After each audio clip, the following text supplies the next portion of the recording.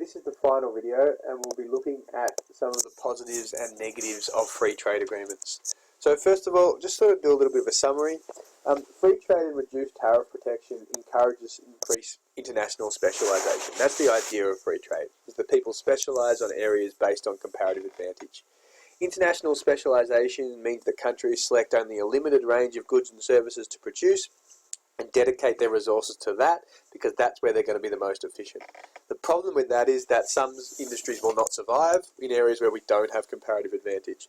But the theory is by putting resources to work in their most productive or efficient uses, we can generate more output with fewer inputs and therefore maximise our overall living standards. But some people will suffer, some industries will suffer.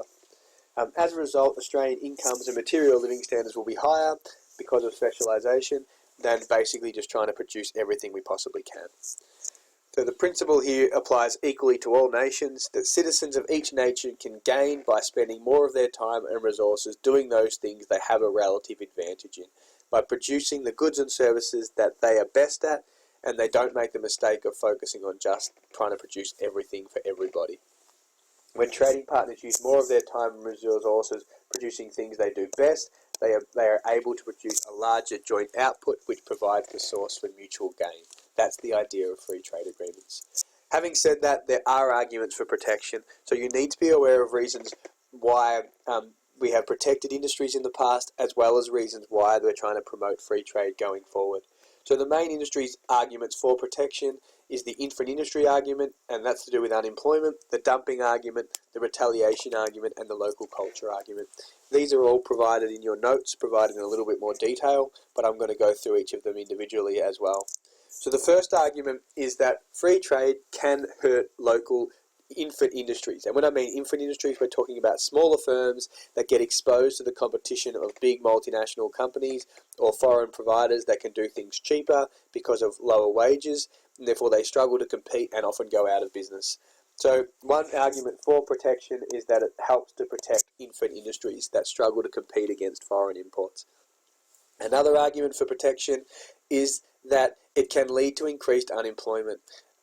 When we sign free trade agreements, those industries where we don't have comparative advantage, those low-skilled industries like manufacturing, where Australia does not have comparative advantage, where we struggle because we have higher wage costs, can struggle and people can lose their jobs because of free trade agreements. So another argument against protection is that it can lead to increased unemployment because free trade leads to job losses and long-term unemployment in areas where we don't have comparative advantage. Another argument for protection is the dumping argument. So without tariffs and quotas, overseas companies might dump their products on our shores at a really low price. And the idea of that would be to get rid of competition in Australia, and then they will be able to sell us products in the future. So without protection, that can occur. So that one argument for protection is that it stops businesses from dumping goods on our shores at a really low price. There's the retaliation argument, so that's basically just that other countries have large tariffs, so Australia is justified in having large tariffs as well. The local culture argument, which argues that if we keep importing things from other countries, we'll lose our sense of national identity and our sense of sort of having our own purpose and our own identity in the global stage. And the final argument is this idea of increased economic instability. If we're trading with other countries and we're relying on them to buy our exports, then if they have economic downturns or they have recessions, that can lead to Australia suffering as well. It can lead to lower living standards in Australia because we get exposed to their recessions purely based on the fact that if they have recessions, then they stop exporting, and that can hurt Australians as well.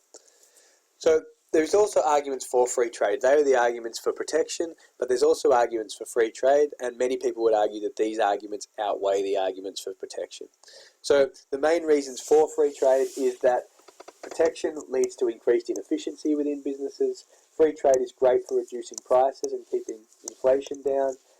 It ensures resources are allocated to where they best meet society's needs, so we specialise in areas of comparative advantage. And overall, free trade does lead to higher national income and GDP per capita. So, summarising each of these in a little bit more detail, So first one is, if we're protecting inefficient industries, businesses are less likely to become productive. If they're not exposed to that level of competition, then they're less likely to keep their level of productivity higher, and therefore that can lead to less need to innovate to become more productive, and that can lead to businesses charging higher prices to customers. So higher tariffs can lead to more inefficient businesses in Australia. They can also lead to higher prices. Free trade agreements are great for reducing inflation, because not only do local firms have to lower their prices and find ways to be more productive, it also means that there's cheaper tariffs on imported products. So if we're buying things from overseas, it should help to reduce firms' cost of production, because they're not paying a tax on top of that imported product.